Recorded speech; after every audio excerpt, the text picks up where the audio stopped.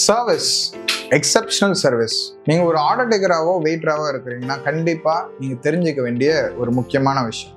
ஒரு கடைக்குள்ளார ஒருத்தவங்க வராங்கன்னா நம்ம ஃபர்ஸ்ட் என்ன செய்யணும்னா வாங்க வணக்கங்கன்னு சொல்லணும், உட்காருங்கன்னு சொல்லணும். அதுக்கு அடுத்தது என்ன செய்யணும்னா அவங்களுக்கு தண்ணி வைக்கணும். அதுக்கு அடுத்தது என்ன செய்யணும்னா சார் இன்னைக்கு இருக்கக்கூடிய ஸ்பெஷல்ஸ் இந்த ஸ்பெஷல் சார் இது இல்லை இது ட்ரை பண்ணுங்க அப்படின்னு சொல்லி அவங்களுக்கு சஜஷன் கொடுக்கணும்.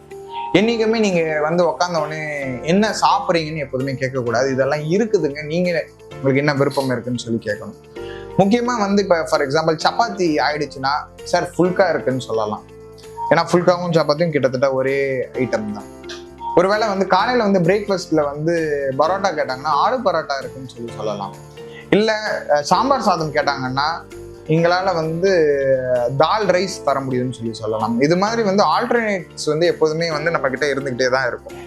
உருளைக்கிழங்கு மசாலா கேட்டாங்கன்னா இல்லை சார் ஆயிடுச்சு, ஆனால் மஷ்ரூம் மசாலா அதோட சூப்பராக இருக்கும்னு சொல்லலாம். இது மாதிரியான விஷயங்கள் ஒரு நல்ல எக்ஸ்பீரியன்ஸ் என்னோட அனுபவத்தில் சொல்கிறேன். ஒரு சூப்பரான ஒரு சர்வர் இருக்காங்க, ஒரு வெயிட்டர் இருக்காங்கன்னா, நான் என்னோட அனுபவத்தில் நான் பார்த்தது என்னன்னா, நான் ஒரு கடையில் போய் இருந்தேன், மீல்ஸ் எல்லாம் வச்சுருந்தாங்க.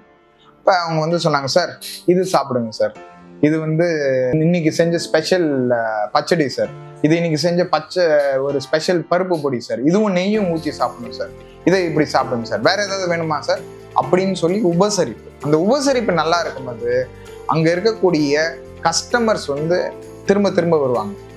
நான் எப்போதுமே சொல்லுவேன் 40% 50% தான் உள்ளார இருக்கக்கூடிய சமையல், மீதி இருக்கிறது சர்வீஸ். நம்ம மனசை நிறைய வைக்கக்கூடிய பிஸ்னஸ்ல இருக்கோம், வயிறை நிறைய வைக்கிறது மட்டும் இல்லை. ஏன்னா நல்ல சாப்பாடு கொடுத்து நம்ம போய் ஒருத்தரை திட்டினோம்னா எவ்வளோ பிரமாதமான சாப்பாடாக இருந்தாலும் அவருக்கு வாயில இறங்காது.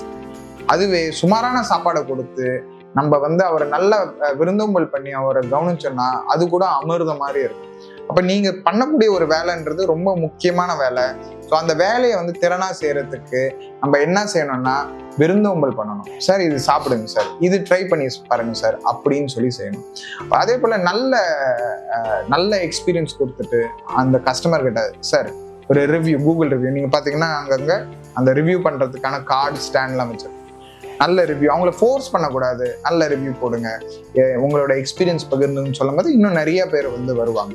ஸோ நான் எப்போதுமே அதை தான் சொல்லுவேன், வெயிட்டர் ஆர்டர் டேக்கர்ஸ் எல்லாமே இங்கே எக்ஸ்பீரியன்ஸ் தர இருக்கிறீங்க. நீங்கள் வெறும் சும்மா அங்கே வந்தோம் கொடுத்தோம் என்ன சாப்பிட்றீங்க அப்படின்னு சொல்லி கேட்டு ஆர்டர் எடுக்கிறது கிடையாது, அதுக்கான எக்ஸ்பீரியன்ஸ் தரணும். அதுதான் மீனாட்சியோட எக்ஸ்பீரியன்ஸ். ஸோ மறந்துடாம மீனாட்சி எக்ஸ்பீரியன்ஸ் தர இது உங்கள் கையில தான் இருக்கு. நல்ல விருந்தோம்பல் பண்ணுங்க.